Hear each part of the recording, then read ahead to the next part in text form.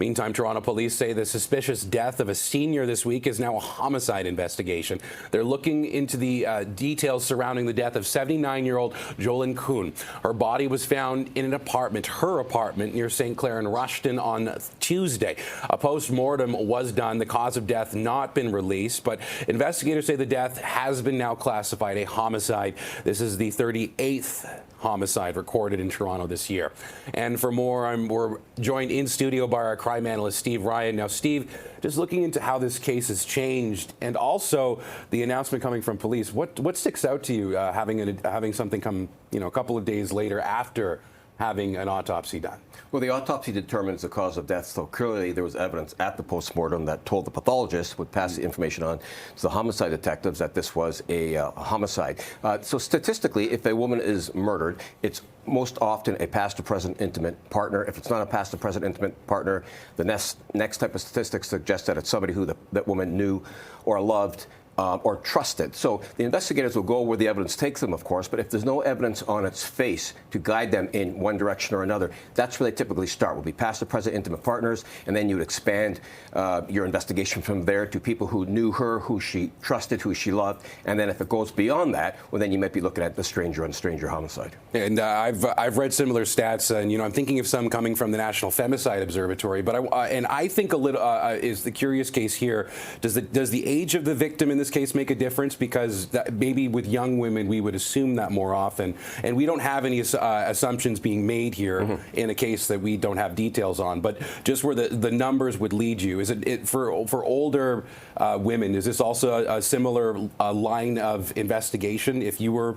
working the case? Yeah, if I was working this case, regardless of the woman's age, you'd still look at past or present intimate partners if there's no evidence on its face that takes you in another direction. And then you would expand that out to other people who this woman knew, trusted, or loved. Oftentimes, when a woman is murdered in her senior years like this, I found a lot of times it's a family member, oftentimes a son who may have had issues that he's struggling with, and moms are always the ones that stay there. They're always the ones that support their kids going through any sort of crisis. So that's been my experience. So looking at, we don't have cause of death. We do know it's a homicide.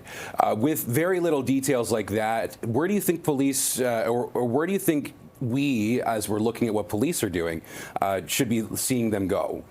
So we don't have a cause of death, but the police clearly have a cause of death, what leads them to believe it's a homicide. So there will be lots of evidence at that location where she was found in that apartment, which will assist the investigators. But it will now depend a lot on interviews, a lot on people who have alibis, who were close to her, and then you'll expand from there, who may have had animus with her. Does she have family members who are struggling from some sort of, who experience crises?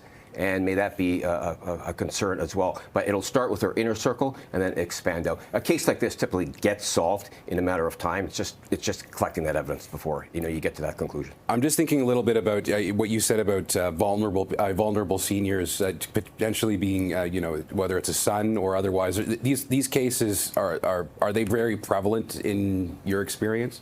They're not prevalent, but they're not uncommon. In fact, the Toronto Police are investigating. This is the second senior that's been murdered in the last couple of weeks. Now, I don't know the information on the first one, but look, oftentimes, regardless of their age, a woman most often, if it is put in harm's way, it certainly is somebody who that she is familiar with, if not a family member.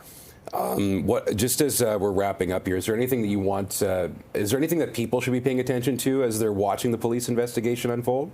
Where they're going, or who they could be interviewing, anything like that? Well, I would suggest that if this was a stranger-on-stranger homicide, the police would be front and center saying that they've had this random murder and that people should be concerned for their safety. The fact that that information has not been put out there certainly does suggest to me, and this is not coming from the police, of course, but it certainly does suggest to me that they may be looking at her inner circle with regards to who the suspect might be.